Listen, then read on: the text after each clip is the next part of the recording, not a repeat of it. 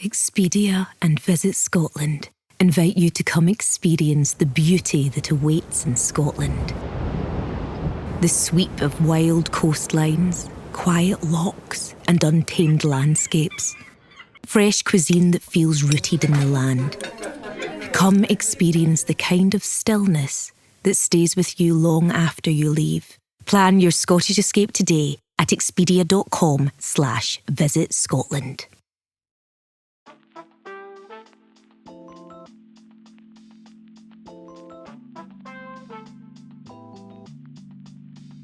Hey, it's Meredith. On this episode of the Afternoon Snack Podcast, Calgary Marathon recap. Alex ran the Calgary Marathon about 2 weeks ago. Well, less than 2 weeks ago. Is she still sore? Yeah. Does her knee hurt? Yes. Did the race go well? It did. And to be honest, when races go well, it makes for kind of boring race recap episodes because it's like, yeah, so this was my plan and it went basically exactly as I planned. But if you remember last year, the plan didn't exactly work out. So there was some nerves. And even when you have a plan in place, when you're running a fast race, whether it's a 5K or a 10K or a half marathon or a marathon, there's still going to be a moment or perhaps several moments where you have to make a decision and a choice to stay in the fire. Because there is simply no such thing as an easy marathon, even when you have a plan that plays out. So we're going to talk about that in addition to Alex's training, her shoe selection, her nutrition, basically everything that went into making the day as good as it was. So I guess maybe it's not a super boring podcast. It's a very informative podcast. And if you enjoy running or want to learn more about what it looks like to be fully prepared for a race, so you'll get a lot out of this, even if there aren't a ton of, truly dramatic stories here. So I hope you enjoy listening to it.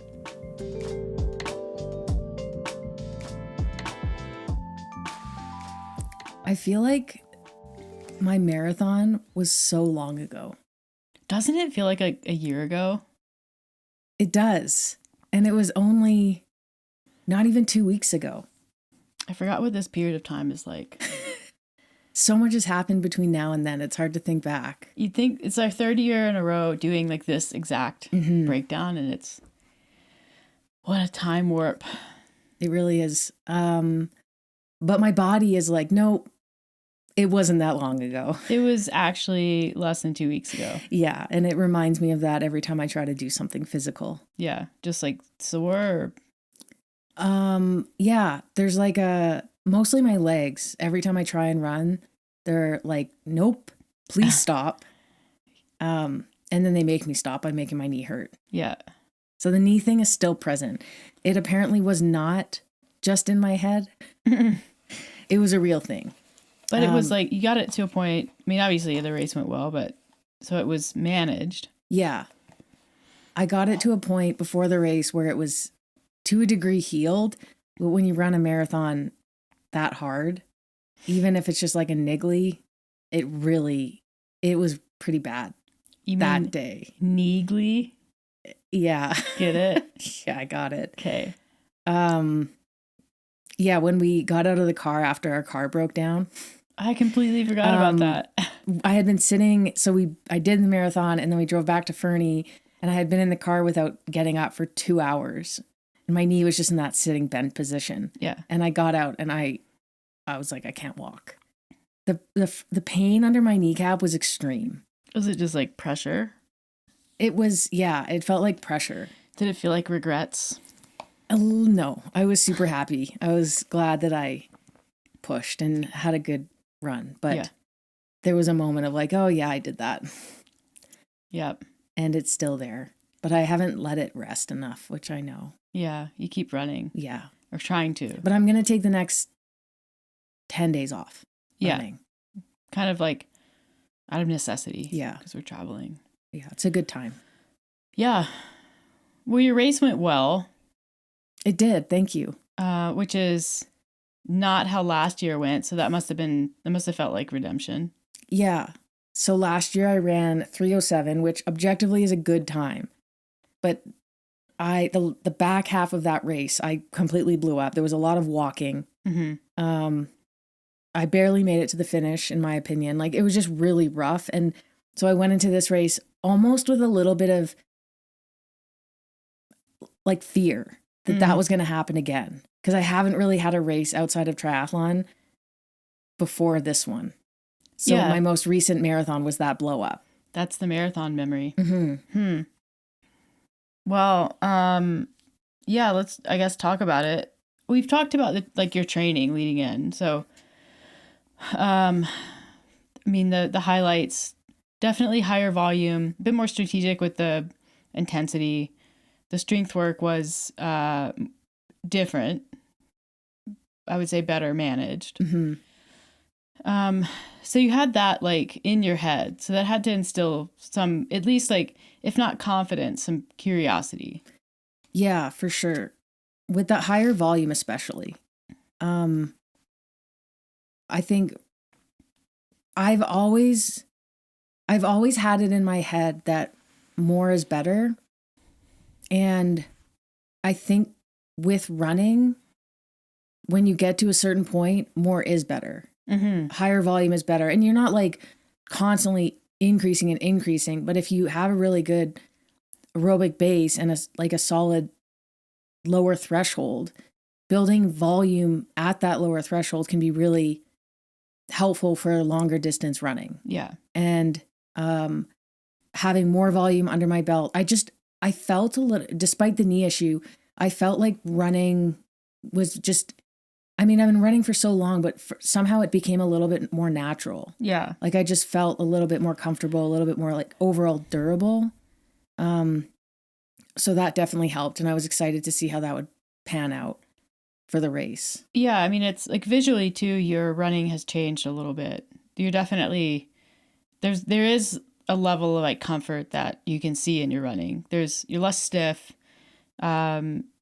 It looks like you're like fighting yourself less. And I don't know if that's it's probably the result of a lot of things, like the volume, the gym training being different, the mobility work you've been doing, like all of it kind of like culminates in like unsurprisingly improved running, like pace, mechanics, economy, of everything that contributes to an increase in performance and outcome. Yeah.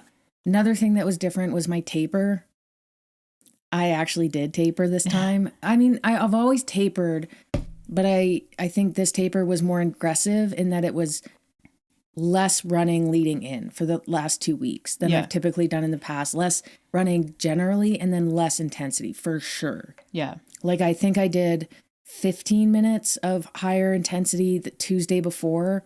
And then that was it. Whereas in the past, I've done race pace 2 days before, like, 2 to 4 or 5K at race pace, which, from a confidence standpoint, it's nice to know that you have it, because I went into this race almost like, and this is going to sound ridiculous, do I even remember how to run at that speed? Because it felt so minimal leading in. Well, I think you had cut back on account of your knee as well. I hadn't run a ton of intensity the week before that either. Yeah, there was the taper, and that was always going to be what it was. And then there was like kind of almost an additional taper because you were having to manage the knee issue. Yeah. And taper, it's a bit of a careful balance. Like a lot of people taper without running enough. And my coach was saying, I don't really even like to consider it as a taper. It's more of sharpening, which I like that. I like that word more. Yeah, exactly. Which would, as we've talked about, be the reduction in fatigue, maintaining the fitness. Yeah. So it's almost like polishing a stone or, chiseling out a diamond or something like that. The raw material is there, and then the taper is kind of what shapes it and allows it to be fully expressed when you want to. Yeah. So I think I nailed it. / my coach did. Nailed it. I don't think I could have run any faster on that day. Yeah. I was at my limit for the whole race. Yeah. I didn't leave anything on the table. No. And another thing that was different was you had a race strategy going into it, which you've never really had before. Which is crazy. My strategy has always been see what you can do. And I think to a degree when you're learning, when you're new to racing, when you're inexperienced, that's not the worst advice. Kind of go by feel, see what you can do, learn from it. And then, next time you have a kind of a time to go based off of.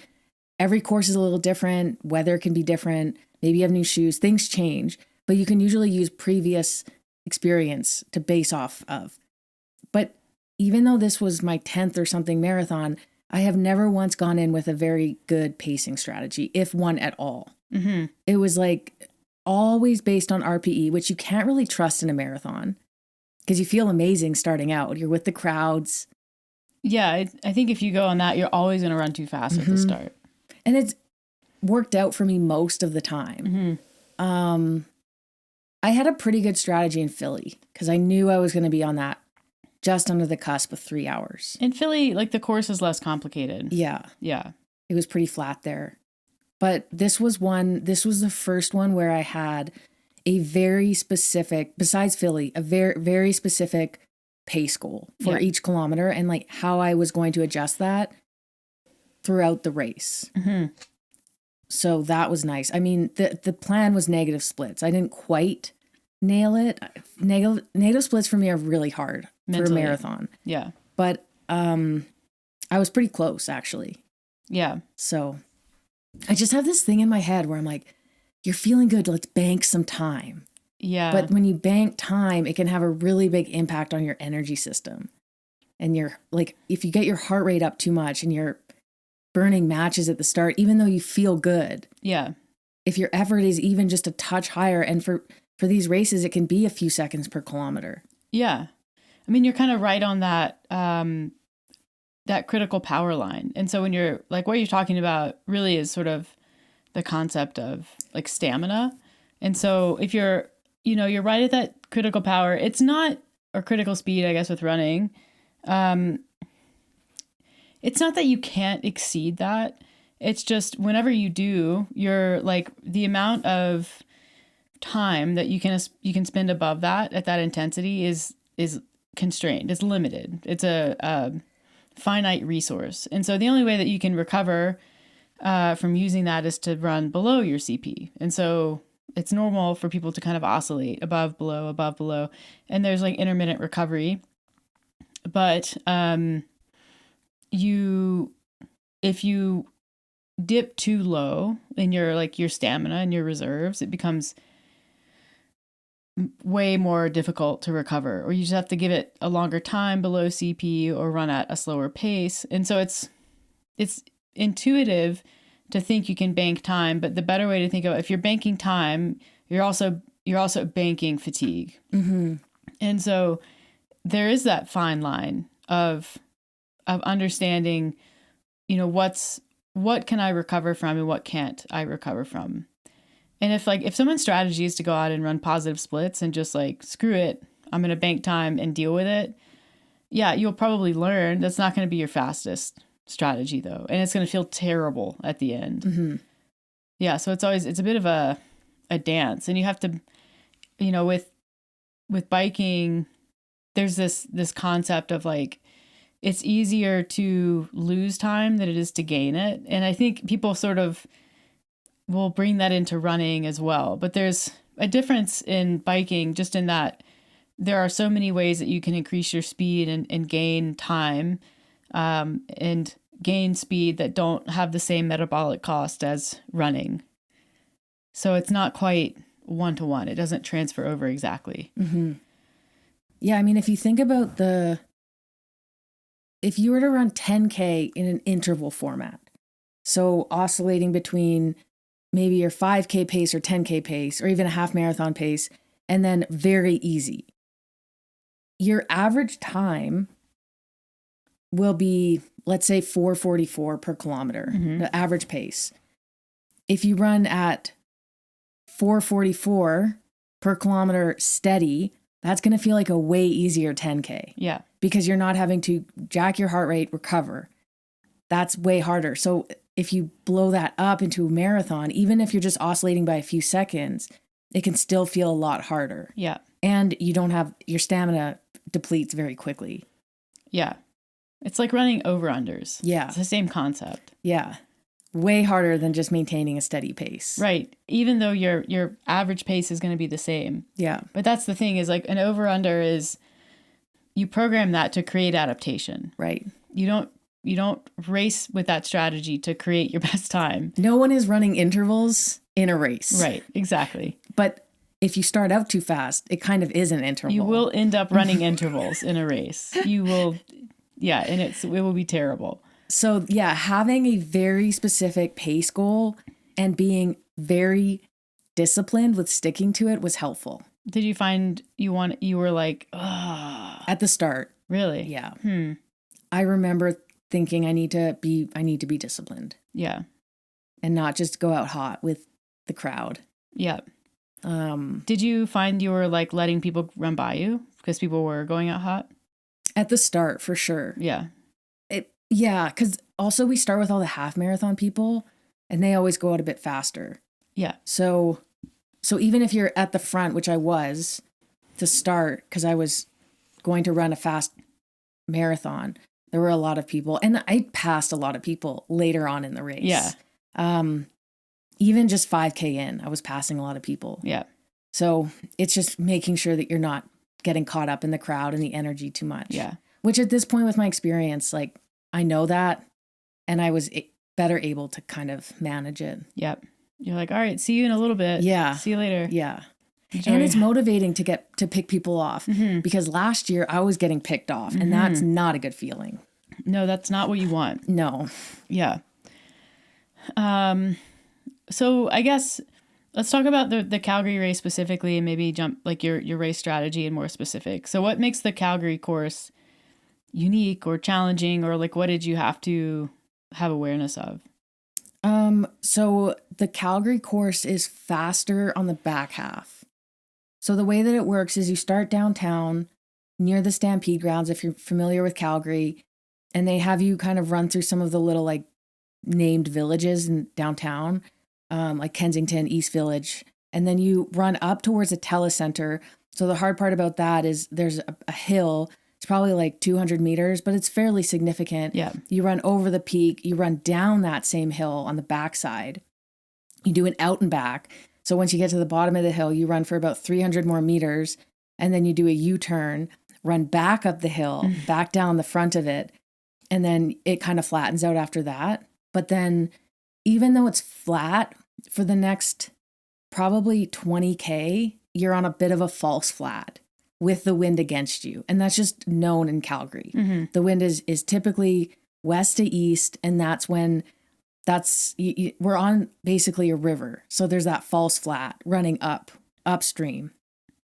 But I've run the course before, so I know that when you get to 26 kilometers, you do a U-turn, and now you're running a little bit downhill. You don't have those hills anymore. Like the hilly part is the beginning of the race, and you're typically with the wind, although it wasn't a very windy day.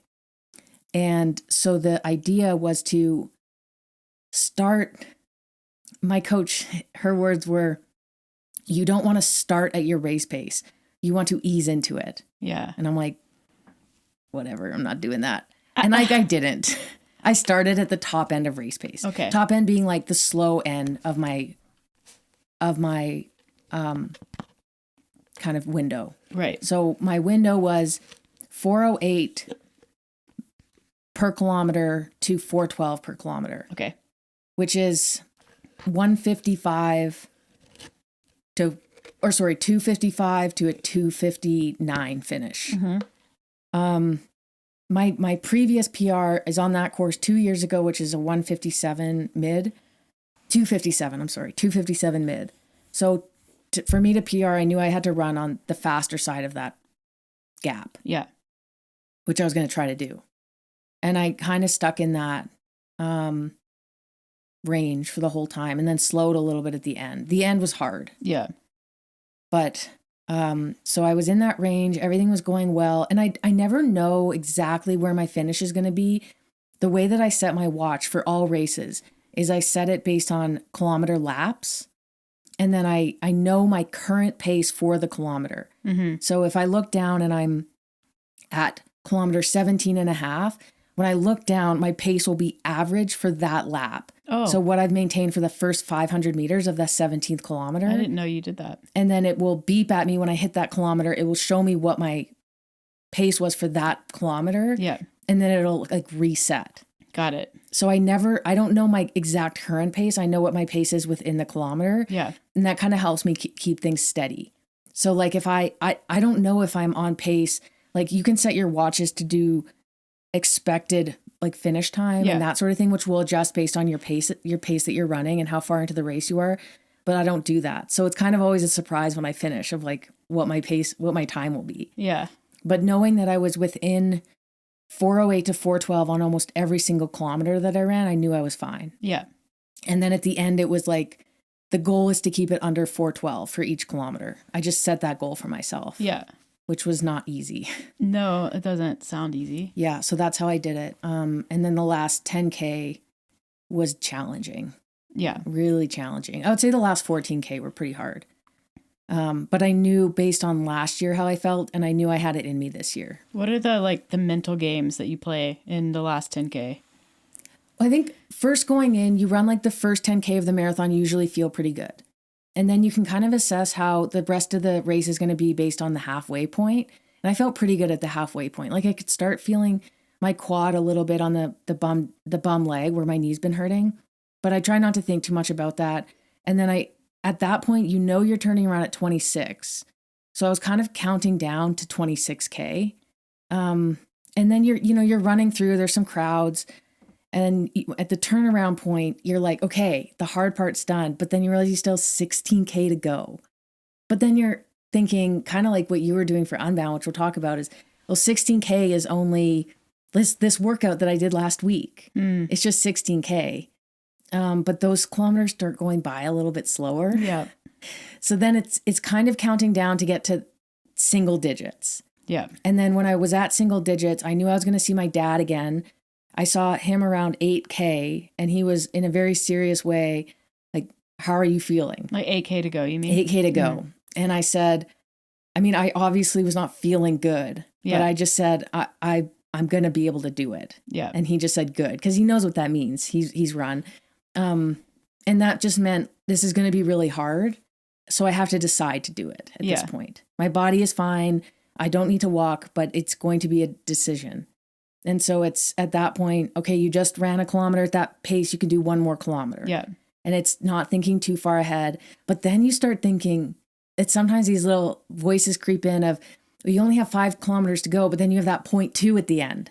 And then you have the other 0.2 because the course is always a little bit long. Yeah. So when you're counting down, you're like, well, do I count that? Because then I have like 5.4 kilometers to go. But it's just this constant chatter in your head. Yeah. And yeah, you just kind of keep busy doing that. You focus on people on the course. Yeah.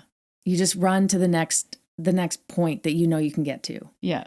If I can do half a kilometer, I can do another half a kilometer. And it's it's on that river pathway a lot. And so it's, it's a run that you've done how many times? Like hundreds of times. And so there's familiarity in it as well. And you're like, I can do this. I do this in training. Mm-hmm. It's no problem. Yeah, there's somewhat of a benefit to being familiar with the course for sure. At the same time, sometimes it can be a bit of a mental detriment because you know what's coming. Mm-hmm. Whereas like in Philly, I'm like, everything's brand new. And that's kind of fun. Like you don't know where you're turning next. So that can be engaging in a way, but it's also nice to know like where your usual markers are when you're running a similar route to the one that you're racing. Yeah. But yeah, the last 10K is always hard. Yes. Yeah. A 10K by itself is hard. So, true. What was your shoes? What were you running in this year? The Nike Alpha Fly 3. That sounds right. Yeah. There's so many of them now. I know. There used to be like 2 options. Mm-hmm. Now I feel like there's like a dozen options. Basically, it's the Nike super shoe. Yeah. I haven't tried any other super shoes in the last several years because I know I like the Nikes. Yeah. And you can't try shoes. They're like, They're so expensive. They are so expensive. So once you know you like something, just get it. Yeah, you're like, I'm not going to run the risk of buying the Adidas if, like, what happens if I hate them? Yeah. What happens if I exactly blow up? And I did try the Sauconys, and this was a few years ago, so I'm sure they're a bit different now, but the Endorphin Elites, they made my feet go numb. I think that shoe is like best suited for 10Ks. That's what I read, like 10K to half. Oh, okay. For some reason, like it was you don't not. see a lot of the Sauconys out. Yeah, there. That's a shorter distance shoe. Yeah, you see the New Balance ones are pretty popular. The Adidas, I think, but those are the most expensive ones, if I remember. Yeah, correctly. but people are like winning in the Adidas. I know. Seems like the best was that the guy who set the new record for the marathon, sub 2, after all of the amount of money that Nike invested in sub 2. Yeah.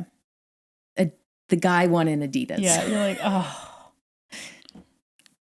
bummer. Yeah. Yeah, I mean, yeah, the technology on shoes is amazing. I think probably manufacturers are benefiting from development from other brands. And so it was really only a matter of time before someone made a shoe that was as good or better than the Nike. So, but yeah, it is kind of an ironic thing. I ran the same shoe on my last PR. Yeah. Which I feel like is important to say because it was a true PR. It had nothing to do with equipment. Yeah. Which is nice. Yeah.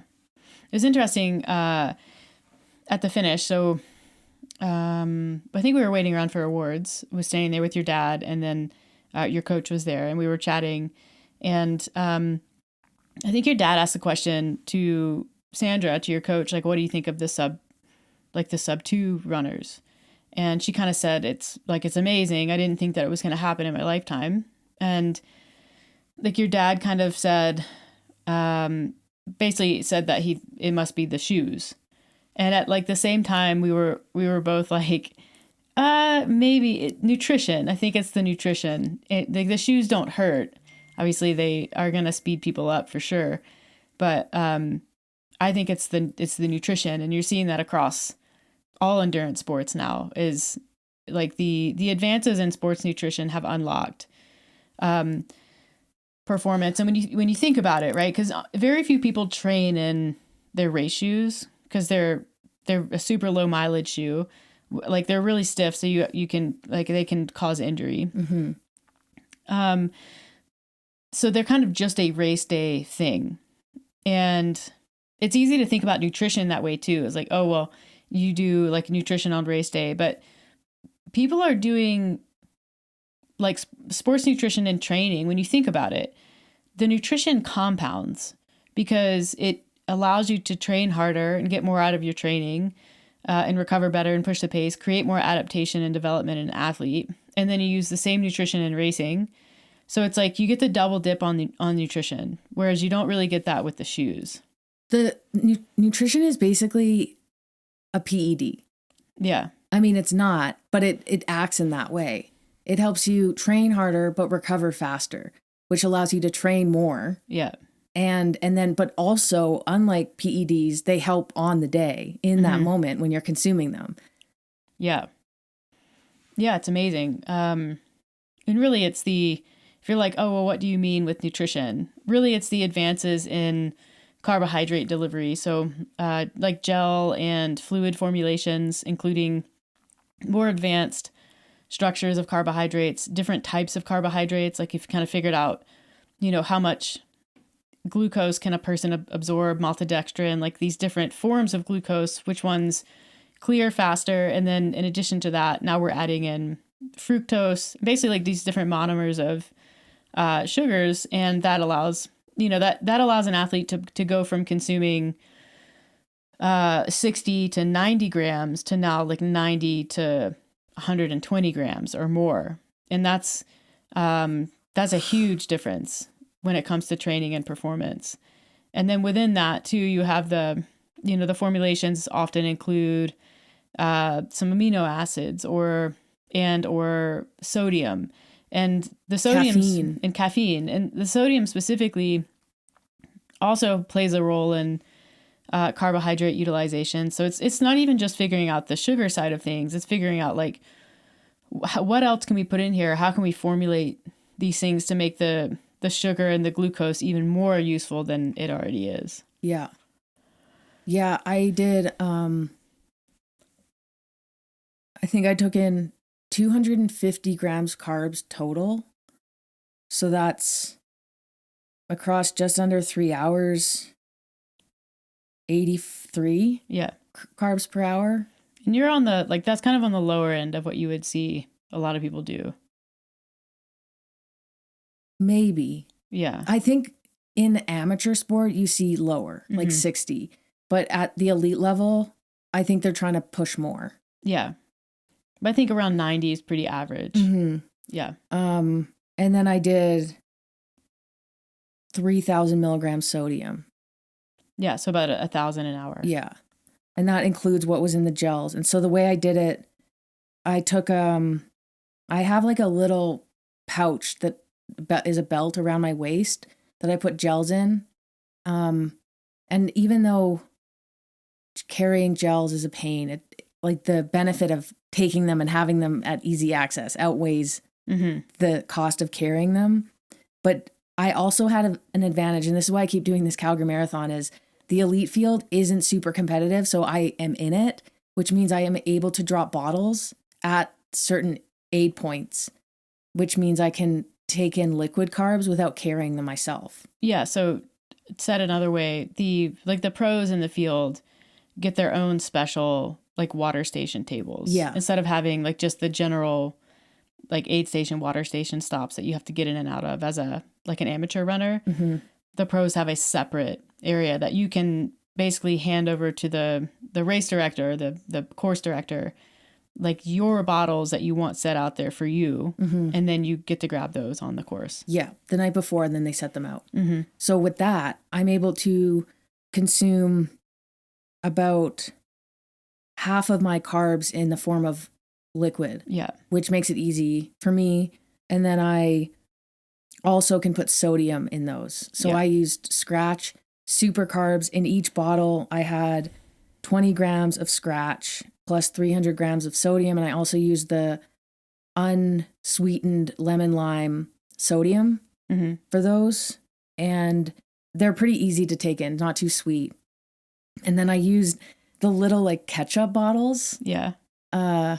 That you buy from Amazon. Oh, yeah. So they're like condiment bottles. So they're clear, soft plastic. It's squeeze bottles. Yeah. It's like what you see in industrial kitchens when they make sauces and stuff for cooking. Yeah. So I use those because you don't get your bottles back. No. So I'm not going to buy super nice bottles.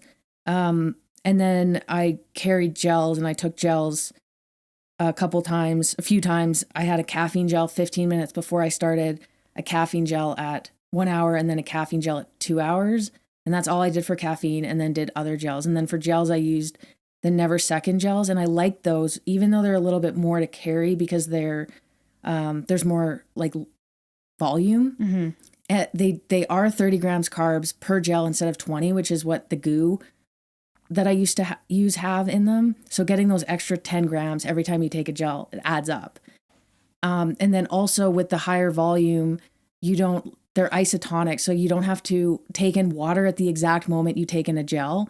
So for example, if you're familiar with the goo gels, they're pretty concentrated. They're very low volume, maybe like an ounce of gel.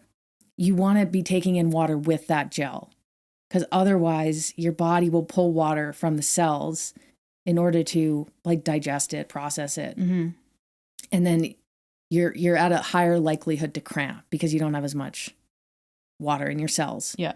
When you're taking in a gel with fluid, whether it's water or you have an isotonic gel, you're reducing the risk of that happening. So when you take in the Never Second or another gel that's more isotonic, you don't have to time it with the aid station with the water. Yeah. So that was nice. Yeah. Because I've had to do that in the past because I've always used the goo gels. And yeah, that was basically my nutrition. If I didn't have access to the water, which I didn't in Philly, the special, like my own hydration, you have to look at the rules, but you can have people on course give you bottles. And so I had that done twice in Philly. There wasn't really a rule that I could find against it. And I just had those handheld water bottles filled with liquid carbs, and I carried those for a few kilometers to consume all the liquid, and that was kind of supplementing the gels. Yeah. So there's a way to do it when you're not in the elites, but it obviously is a little bit harder to do, and you have to have people on course at the right spots. But I mean, nutrition makes such a big difference. Yeah. And it gives you something, it kind of breaks it up too. It does. Yeah. Yeah. It's every, 3 or 4 kilometers, you're taking in a gel or grabbing your bottle. So it's like, okay, just make it to kilometer 27. Yeah. So yeah, I would say that everything worked out as planned with nutrition. Yeah. And then of course I practiced all of that in training. Yeah. I think that's a super important call out because, I think that a lot of people show up on race day having not really practiced with their nutrition strategy. And it doesn't mean that isn't guaranteed to fail. You can have that work, but it's certainly creating some unknowns for you. Yeah. When I train, I wear the belt with gels, and then I have my handheld water bottle. And the way that I did it, because I didn't want to, Meredith was training for Unbound, and I was just like, I don't want her to have to bike with me for 2.5 hours. Like, it just felt like a big ask. Plus I was doing a lot more long runs. So I'm like, I have to figure this out myself. Otherwise she's going to be biking with me every weekend. I would, the way that Fernie is, and it's a small town, so you can only go out so far. So I would do certain loops at certain parts of Fernie and leave my bottle at a certain spot. So I would kind of carry it to different spots, drop it, do like a 3 or 4 or 5K loop, come back, grab the water bottle, run to the next kind of like big loop, drop it. And that helped. And then, for the really long ones, I would kind of run back towards the house where I had dropped a fresh bottle. So it was kind of like there was some more logistics in it, but totally worth it. Yeah. I could tell on some of those 30K runs when I only had one bottle, I would get pretty depleted by the end, even just not having enough fluid. Because they only have 500 mils in those bottles. Mm-hmm. So yeah, training, it's definitely an effort, but worth it. Yeah. So. Yep. Honestly, there's not that much to talk about because it went pretty well. It was nice, pretty smooth sailing. Yeah. I mean, it's, reflecting after last year where it didn't, it's kind of nice to have one really kind of come together in a way that, not only validates your training, it validates the nutrition approach. With racing, there's always a little bit of luck involved. And, running a 3-hour marathon, it's not a super long event, but that doesn't mean that there's not plenty of time for things to go wrong. And even, the weather, having wind, it's Calgary in May, it could have been raining. There are so many things that can impact the day that are completely out of your control. And those didn't happen. And so that's, I don't know. It's really nice when you get a day like that. So I'm glad that you got a day like that. Yeah, it was a little stressful leading in with the knee. It was the most I've ever prioritized running over other things. Like I really reduced volume in biking, in strength training. I didn't swim because I decided not to focus on triathlon. So I had really put a lot of eggs in this basket. Yeah. And new coach. And I really wanted it to go well. And so as soon as I kind of crossed the finish line, having had a great day, there was such a sense of relief almost. Yeah. And just pride. And I don't really worry too much about results, but I know how I felt last year and that disappointment that you have to carry for a few days. And it's good to have those races, you learn from them, but it's nice when you have ones where you walk away from them like I couldn't have done anything better. Yeah. And I PR'd and I'm proud of that. And it's something to build on. So you make a new coach proud. It was so nice too. She was out there on the course. Yeah. At one point she said, yelled, stay strong. And I'm like, yes, I need to hear that. Yeah. Because it's at the times you need someone to say that to you. Yeah. And having her at the finish and just the support with that sport in particular. So yeah, kind of a boring podcast, but I guess that's kind of interesting though. You don't learn as much from those good races. Yeah. Not as much to talk about or take from it. You had an interesting reflection, basically, I think the day of or the day after where you kind of said, I PR'd, but it's not that big of a PR considering all of the changes.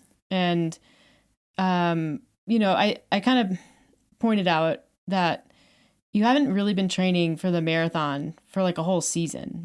You were doing basically half marathon training and Ironman. And so when I think about it, when you popped last year, that was a half marathoner trying to run a marathon. And so truly, like, this is really only been 6 or 8 months of marathon prep. And it's not obviously not from the ground up, but I think to reprioritize and kind of pivot your training and really focus on running, I think that's a pretty solid PR. Yeah, that was good to hear.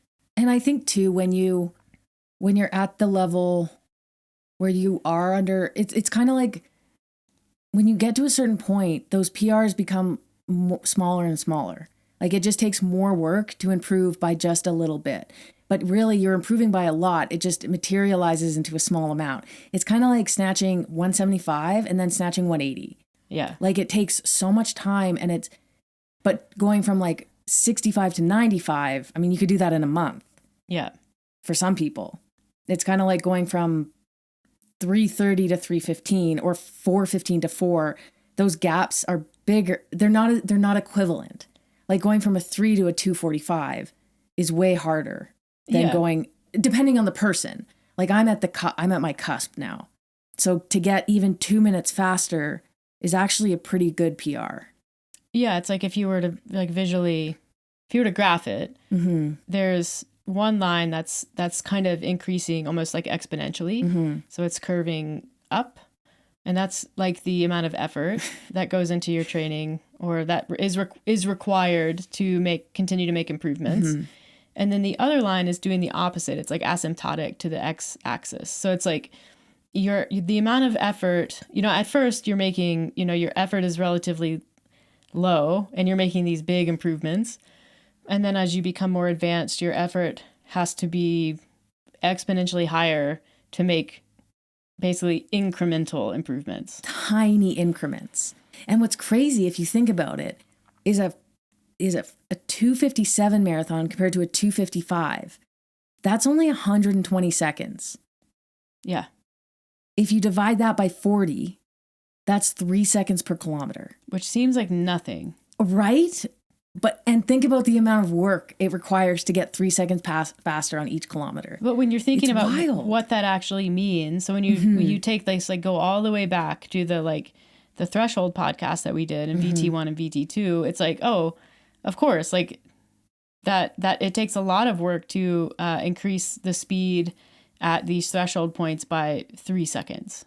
And that's what it is. And it's, that's how a runner continues to improve. It's that dance of building the base, increasing the speed at your VT1, like ventilatory threshold 1. So you go, okay, we have that, but we've closed the gap on VT2. So now let's push VT2 up. And that a runner can increase, like, they can get faster indefinitely, but it takes more and more time to do it. Mm-hmm. And it takes more and more volume to do it. And that's, that the guy, Scott Johnson, kind of talked about that. And that's where the patience and prioritizing the training and the Balkan, like the double threshold stuff, like that's how that works really well.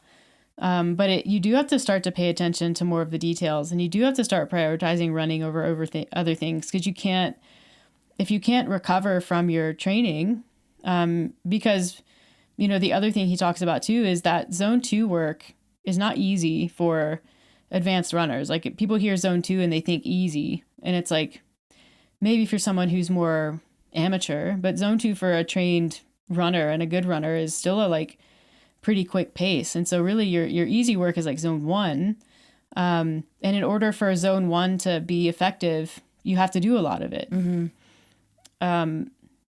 So yeah, that's just kind of a rabbit hole of, there is a huge amount of work that goes into reducing a marathon pace by 3 seconds. Yeah. And that's what a year and a half or so ago, that's what got me into triathlon.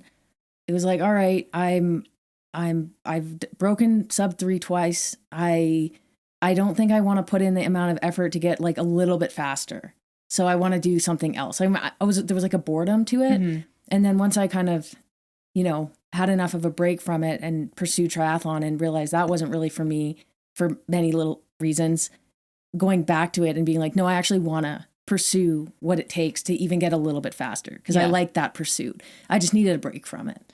Yeah. And I think the things like when you carry on, when you move forward with running, I think adding variety into how you do a marathon build is a good idea. Mm-hmm. The base work is the base work. Like that's always going to be what it is. I think the thing that you're probably going to do more of now than you have ever is actually slowing down on your easy runs. And I think the reason why people change their builds or try different approaches like double threshold kind of work is both to take advantage of programs and approaches that are potentially better, but also they're novel. They're new to the athlete. And so you get some mental engagement that maybe you wouldn't get by doing the same marathon build like over and over again. Yeah, which I was doing. And so having a different coach was obviously helpful. Yeah. For this one too. Mm-hmm. It's crazy though when you do the marathon build, the way that I did it or the way that it was programmed for me was that these long runs were always a little bit different. Sometimes they were progressive in terms of speeding up every 8K or so. Sometimes they were intervals, like you're going to do 4 sets of 5K at race pace with 2K easy in between. And those race pace always feels so hard in training. Oh, yeah. Because you're like the fatigue you're carrying and you're wondering, I can barely do this for 5K. How am I going to do it for 42K straight? Yeah. But you just have to trust that it will come together. And it's intention too. It is. It is. And talked about that. And carb loading in the environment and all that. But I always like that. I always like that questioning before and then somehow you do it. And then you go for a 10K run a few weeks later and you're like, how did I run a marathon that fast? Yeah. It's kind of wild. But I'm happy with it and I'm excited to keep training. Yeah. Did you see anything like ridiculous out there? I mean, you're kind of away from the gen pop, so you probably don't see a ton of ridiculous things. No,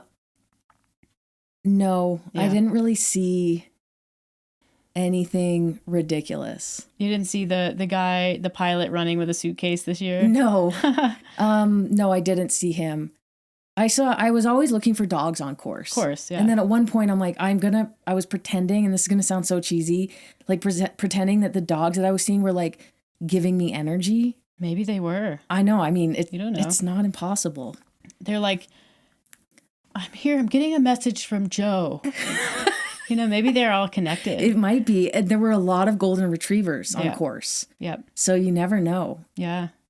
I saw, I was walking towards the like 10K point. And so as I was making my way there, I was crossing the bridge on, I think, First or something. I don't know. And I heard someone go banana, and like turned around and like, there's always one person that's running in like a banana suit, And I'm like, you're going to run it. You're going to run a whole ass marathon in a banana suit. I appreciate those people so much. Yeah. Yeah. I didn't see much. I was kind of pretty like narrowly focused. Yeah. Can understand that. Yeah. I did a workout one time, like a Halloween thing at the gym that I went to in North Carolina. And I got a banana suit for that. And I was so hot. Those things don't breathe. Yeah. I don't know if he had like a cotton banana suit, but I was like, this is probably how I die. Yeah. Because it just traps all the heat around your body. I don't know how he did it. I was so sweaty. And I'm like not a sweaty person. Well, good job. Thanks. Yeah, it's pretty cool to watch, not going to lie. And I had little Rue out there with me. It's always a fun time. Always nice to see her on course. Me and Rue going around the city, doing her city dog stuff. She was so over it at the end. Yeah. She's so tired. She's like, bring me back to the mountains, please. Yeah, this is not my place. So what's your next run going to be? To be determined. TBD? Yeah. Yeah, I guess it kind of depends on your knee. Yeah. I want to run some ultras and then maybe do Mid-South in March, which is a combo of a 50K run. And then the next day or the day of, they haven't decided yet, the 100 mile or the 106 mile gravel bike. That'd be really fun. Mm-hmm. So I'll be able to participate at one of the races Meredith goes to. Yeah. Which would be sweet. It'd be really fun. Yeah. Cool. Well, can't wait to see what you do next. Any parting words you'd like to leave people with? As always, I mean, there was a lot of support on Instagram and even on the course. So if you were out there on course and you yelled at me, thank you. And thank you for listening and for following along and for the support online. It always is fun. And the number of people who guessed so close to my time on the giveaway was remarkable. I'm like, you guys really know me. You follow me. I think some people are doing some like Strava digging calculations. Well, I mean, why not? I appreciated that. So yeah, thanks. Thanks for everyone who was interested. It's nice to have that little community in our corner. Yep. Cool. Well, on that note, we'll let you go and we'll catch you on the next episode, which will be a recap of the Unbound 200. It's going to be really fun. I cannot wait to talk about that. It's going to be really fun. All right. Thanks for listening. See you guys later.